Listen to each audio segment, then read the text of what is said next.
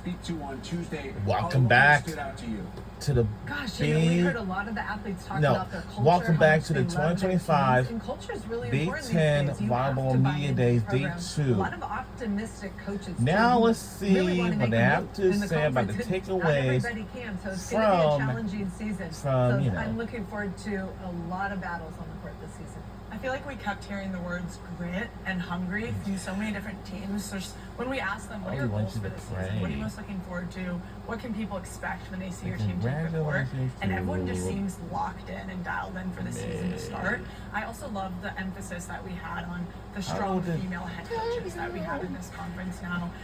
We have 2 more joining with Kristen Kelsey and Danny Busford-Kelly, and I just feel like the growth that the sport has taken and that these student athletes are able to look to their strong female head coaches was definitely a highlight of a lot of the conversations. I'm always blown away year after year with the composure, poise, and speaking ability of the majority of these student athletes as well. You think back to when we were 19 and 20 years old, to be put in these situations, being asked questions. Yeah, we'll better tune into the women's basketball This is live TV, game, and they handle themselves so well. It's been absolutely phenomenal. So our thank you goes out to all the coaches and the student athletes that have been with us over the course of the last 2 days.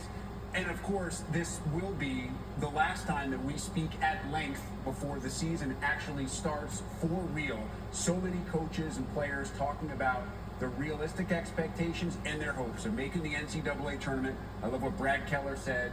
If you don't want to win a national championship, why are you here? Others looking to finish 500 or better in the league. Elena, when you start to look ahead to the year as a whole, what are the expectations that you go in with for the league?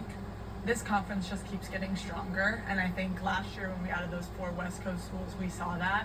Looking at the preseason poll, there are a couple clear front runners, but I do think that whole middle of the pack, it's up for anyone to grab. And the Big Ten Conference is so strong overall that at the end of the season, everyone's mind is on being over 500 and making that postseason run. And I think we have a lot of teams that are capable of doing that. So I think it's going to be a very competitive season, as always. I would agree. I think the top 2 teams, Penn State and Nebraska, I think they're kind of the teams to beat, but so much rebuilding. We saw a lot of portal transfers being picked up, so much talent.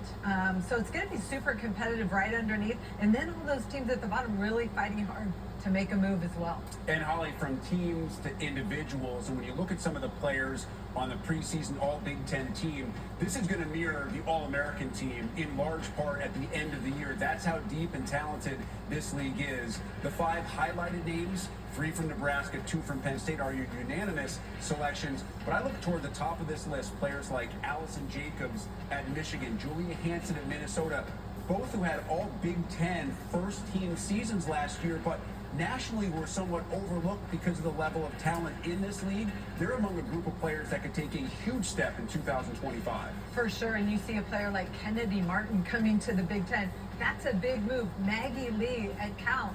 We haven't seen a lot of her, but she's had amazing offensive performances. She's going to add a lot to the league, as well as Mari Singletary in the middle. I also look at Wisconsin on this list. I mean, those are 3 names right there: Carter Booth, Mimi Collier, Charlie Furbringer. Those are all Americans. And to see the strength of our conference and them not even being every player on this list, in my opinion, could be a unanimous selection.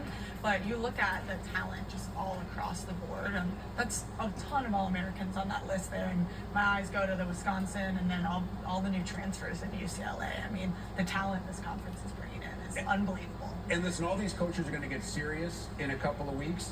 But one of the best parts of this for us is also to be able to show you the personalities of these coaches that maybe sometimes you don't really understand. I thought Mimi Collier said it great. She said she was terrified by Kelly Sheffield. He was a scary-looking bald guy. Suddenly she got into the locker room and she got to see who he really is. It's also fun to see them interact with each other, because it is so true. When you're out on the court, like, you have your game face on and you view the girls across the net from you as opponents, but they're actually all really good friends. So it's fun to see them interact and talk about those interpersonal relationships with their opponents. I think the athletes really enjoyed connecting with the others. You asked Kelly Sheffield about his game face, and then they showed it on screen. That guy's serious, but off the court, he is so funny. And that's exactly what the players are talking about. They're in this for the long haul. This is a grind. Women's college volleyball, especially at this level in this day and age, is a year-long effort. It's not just a couple of months that you see here in the fall. Of course, you have to excel during those months to get where Penn State got last year, and that is what everybody is shooting for as the Big Ten looks for a second straight national championship. For Holly McPeak and Elena Sklar, I'm Rick Pizzo as we wrap up our coverage of 2025 Big Ten Volleyball Media Days. As great as it has been to talk about it, we want to actually watch it for real.